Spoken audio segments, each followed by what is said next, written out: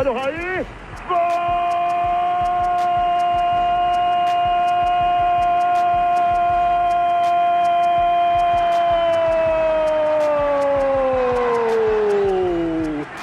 Dele, Raí!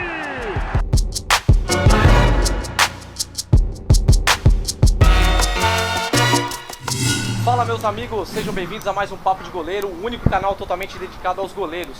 Hoje nós trouxemos aqui uma figura ilustre, grande Raí. Seja bem-vindo, Raí.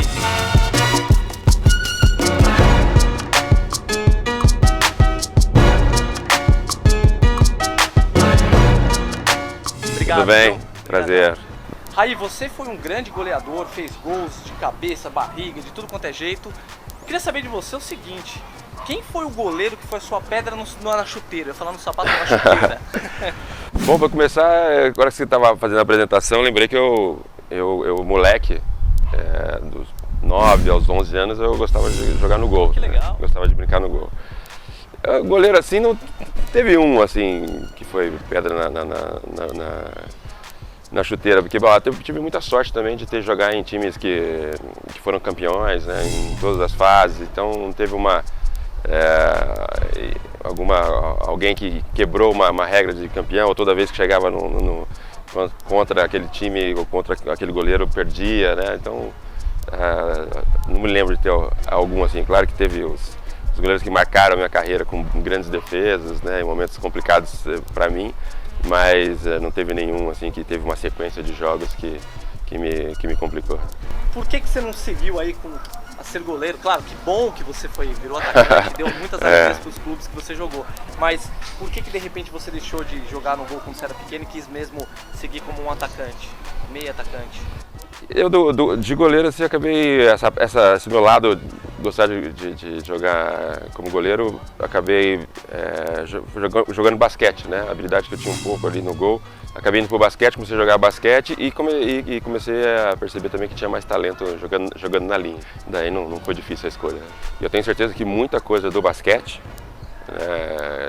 questão principalmente de visão de jogo, aquela coisa de espaço curto, muita gente no mesmo espaço, também ajudou quando eu passei para o futebol, de raciocínio rápido, acabar ajudando no futebol também. Legal. E o Tele, quando você chegou no São Paulo, você estava com uma média um pouco baixa de gols, né? O Tele fez uma mudança no esquema, colocou você um pouco mais próximo da área e dali você passou a ser artilheiro do Campeonato Paulista em 91 e do Brasileiro, né?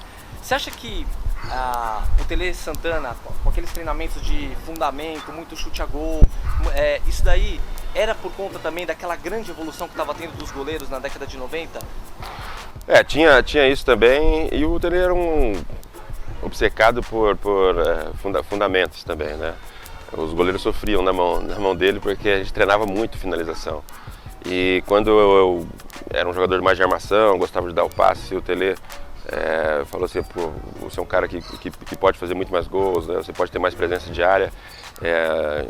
Eu achava que eu não podia jogar muito assim como um centroavante e tudo. Acabei que eu com Miller, né, Palinha e outros ali naquele time, a gente acabava revezando e muitas vezes eu acabava me deparando, né, com o goleiro numa situação de centroavante, definidor com muito mais frequência do que era antes, né? Mas sem dúvida nenhuma a evolução dos goleiros naquela época, nos anos 80, fez com que a gente tivesse que ser muito mais preciso, né? Antes você precisava habilidade, depois você começou a ter que ter mais precisão, né? Para colocar habilidade, mas com precisão para colocar a bola longe do goleiro, aquela bola indefensável mesmo, porque a gente percebeu que a coisa começava...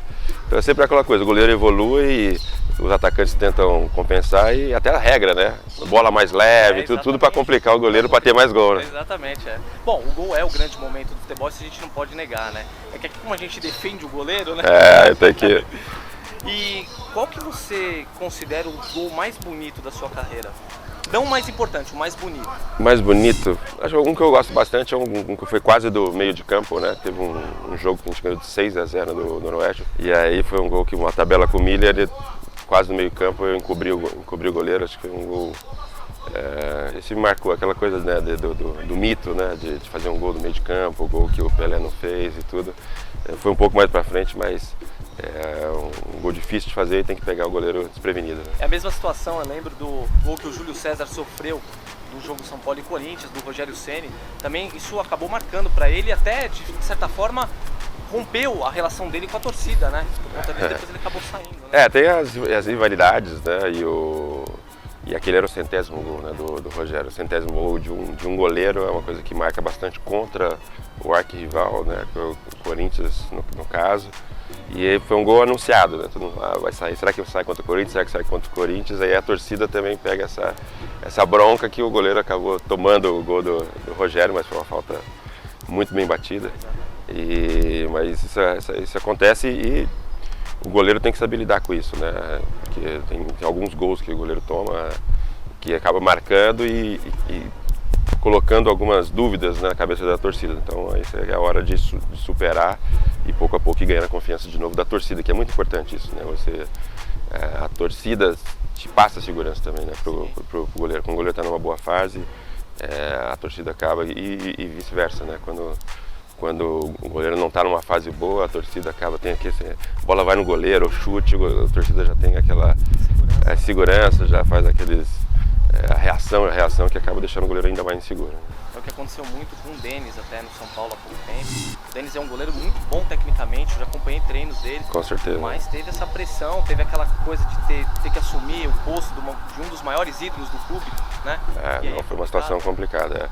O goleiro, para todos os atletas, né, a confiança é importantíssima, mas no goleiro ainda mais, porque um erro é fatal, né? Geralmente é fatal para colocar a sua equipe em dificuldades. Então, a defesa também, né? Passar essa confiança para a defesa em todos os papéis. E o Denis pegou esse desafio, né, de substituir o Rogério, que é impossível manter o mesmo nível, mas o Denis, por ter sido preparado para substituir o Rogério, com certeza deve ter mostrado muito talento nos treinamentos. Então acaba, se não deu certo agora, pode dar certo depois, ele vai ter que reagir também a esse momento de que ele conseguiu a chance de tentar ser titular, agora está brigando ali com o Sidão. Então a parte psicológica para o goleiro é muito mais importante do que um jogador de frente. Né? Você sempre foi um grande batedor de pênalti, né? Eu acompanhei muito sua trajetória no São Paulo principalmente. E tinha algum treinamento mais elaborado quando você sabia que ia pegar determinado goleiro pela frente ou não? Você treinava para bater aquele pênalti independente do goleiro que fosse? Nunca pensei, eu nunca trabalhei específico para um goleiro, o pênalti. E nesse aspecto você tem razão, né? Depois, quando a evolução do goleiro, acho que aí o goleiro sempre estudou o atacante, a maneira que bater, e o atacante nem sempre estudava o goleiro, né? Então, com a evolução dos goleiros, era uma coisa que hoje deve ter sido incorporada, mas na minha época não. Tinha também bastante confiança, acho que na minha carreira toda eu perdi poucos pênaltis, bati muitos pênaltis decisivos, ainda bem que nas finais, em final nunca perdi pênalti, acabei e tiveram vários decisivos. Então é ter essa autoconfiança, né? Mas, por exemplo, no jogo que ficou marcado, né, contra o Dida, contra o Corinthians, que eu perdi 2 pênaltis, eu não conhecia o Dida, né? Tava voltando lá de contusão. Eu voltei da França, aí me contundi, voltando de contusão, e depois que eu fiquei sabendo que o Dida tinha pego 6, 7 pênaltis seguidos, né? Então estava numa fase. Então eu acho que ali poderia ter estudado melhor, mas ele pegou muito bem. Foi mais mérito dele do que falta de qualidade na cobrança minha. Né? Agora vale também lembrar que nesse jogo aí que você perdeu esses 2 pênaltis, você fez um golaço. É a graça do futebol, né? Você perde o pênalti, mas fiz um gol de fora da área, que o Dida não chegou nem perto, né? A boa parte, Marcelinho rolou a bola, peguei na veia e sem chance, né? Aqueles chutes que às vezes o goleiro não espera, né? Tá de fora da área, não espera com tanta precisão e pega de surpresa. Agora, falando um pouquinho do lado contrário, né? Quais foram os goleiros que mais te ajudaram dentro de campo? Aquele goleiro que de repente fazia uma reposição muito boa para você já sair num contra-ataque, ou que te dava mais confiança? Teve um goleiro assim mais... De reposição assim, o Zete, né, e o Rogério em seguida, né? Foi uma escola do outro ali. O Rogério já tinha habilidade natural e o Zete treinamento, né? E acho que ele revolucionou o modo de repor a bola. E pra gente, né, que tinha um time rápido, né, com Miller na frente, Cafu que saía no contra-ataque, né? Às vezes ele velto. Então o Zetão, e ele saía muito bem do gol, né, o Zete. Então ele às vezes pegava a bola lá na linha da grande área, já repunha, já armava um contra-ataque com uma precisão como poucos. Não é à toa que o Rogério acabou seguindo a escola dele e com a mesma qualidade de reposição. Você falou desse time aí, eu falei até que arrepiei. Por que o futebol brasileiro mudou tanto, Raí? Por que hoje... Você acha que a questão de ser um pouco mais tático, o futebol acabou perdendo muito o futebol arte? Qual é a sua visão com relação a isso? Eu acho que o futebol, os brasileiros, quer dizer, muitos brasileiros começaram a sair muito cedo, né, do Brasil, cada vez mais jovens.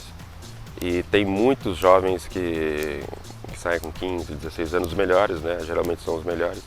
E na minha opinião, uma das razões, claro que tem a questão dos treinadores, né? De ter uma qualidade boa na formação, isso é uma coisa a se pensar.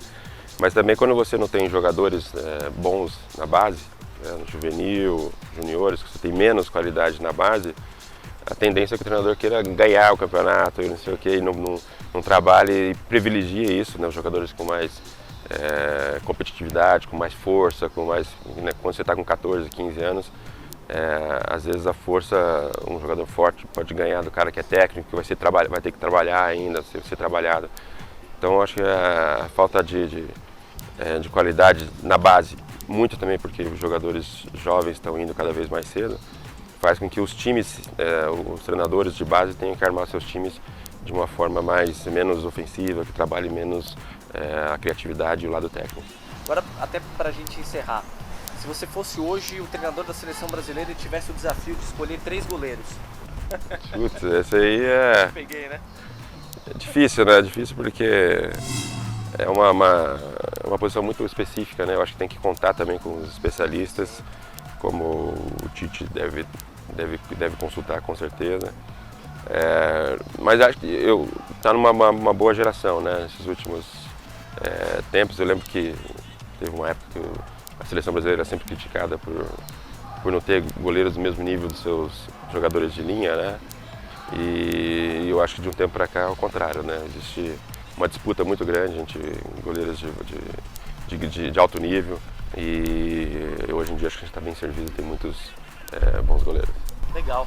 Aí, quero te agradecer. Valeu. Muito obrigado por participar do Papo de Goleiro. Um prazer. Pessoal, acompanha a gente aí, curta nossas páginas, não deixe de se inscrever no nosso canal e fique esperto aí que a gente vai fazer umas promoções, vamos divulgar algumas outras coisas, vamos sortear umas camisas, canecas, enfim. Fiquem ligados, tá bom? Obrigado, um abraço. Um abraço. Fala, meus amigos, sejam bem-vindos aí ao Papo de Goleiro. Alô, som.